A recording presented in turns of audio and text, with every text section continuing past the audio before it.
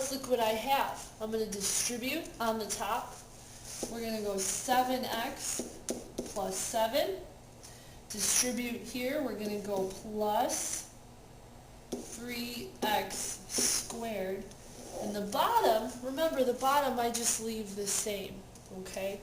And here we didn't write that, but that's okay. 3x times 3x does give me 9x squared.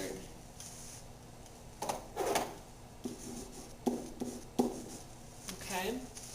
So then we're going to take one of those bottoms there. We'll go 9x squared times x plus 1.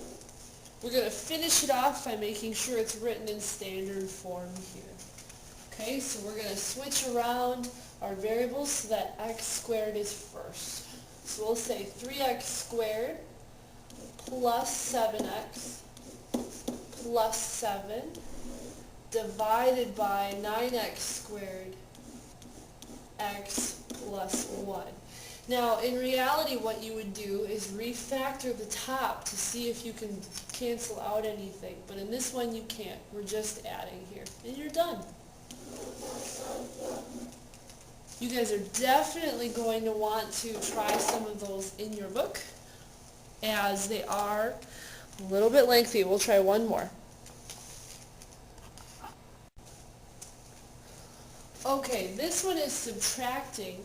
However, it's the same process. You just have to be careful to distribute the negative. Our first step, like always, is we're going to factor. X plus 2 can't factor. Oh, the bottom looks like I can pull out a 2. Okay, we're going to keep that subtraction sign. Top one of the next rational expression we cannot factor. And let's check and see if the bottom one can be factored. Can I multiply two numbers to get positive 3 and add them to get negative 4? I can. That would definitely be x, and I want a negative 4. Yep, x minus 1, x minus 3. Negative 1 and negative 3 would give me a positive 3 when you multiply them. Negative 1 plus negative 3 is negative 4. So now we're going to look at the bottom here. This one's a little bit easier to tell what's missing. I want to make this first denominator match the second one. What's missing? Okay, the 2 is extra. This one doesn't have a 2, but I'm not looking at what's missing here right now. I'm looking at what is missing here. I'm going to need an x minus 3. Now let's look at our next one. I have an x minus 1. I have an x minus 3. I'm missing a 2. That tells you what to multiply by the top and the bottom. So for my first expression, I'm going to have to multiply top and bottom by x minus 3.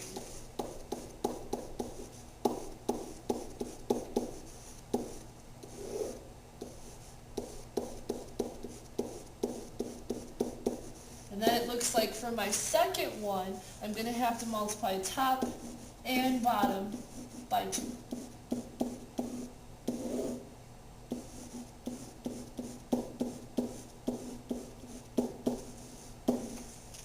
Okay, now they are the same. Let's have you guys give it a try.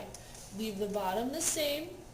You're going to first have to multiply and do some FOILing, and then subtract by distributing that negative. Give it a try and we'll show the answer in just a second.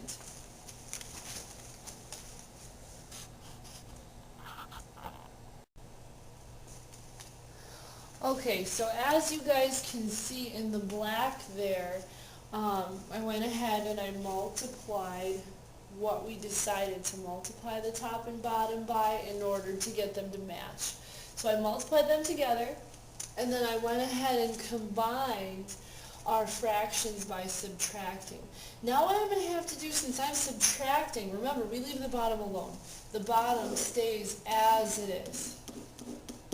We don't have to worry about it. And we're going to leave it in factored form just in case something cancels. That way I don't have to refactor something else. Okay, so we're going to subtract this by distributing that negative sign.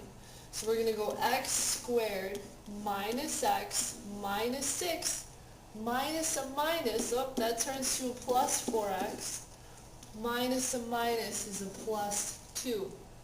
So we'll combine our like terms. We end up with x squared, negative x plus 4x is going to be plus 3x.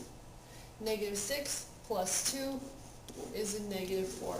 Remember, the bottom stays the same. So this one, I have to check and see if I can refactor it. I'm going to say, are there any numbers that will multiply to be negative 4 and add to be 3? Yep, unfortunately there are. So we're going to factor it. So we put an x in the first spot, and let's think, what will multiply to be negative 4 and add to be 3? Pardon me. Definitely only a 4 and a 1 could do that. You can't add 2 and 2 and come up with 3 somehow.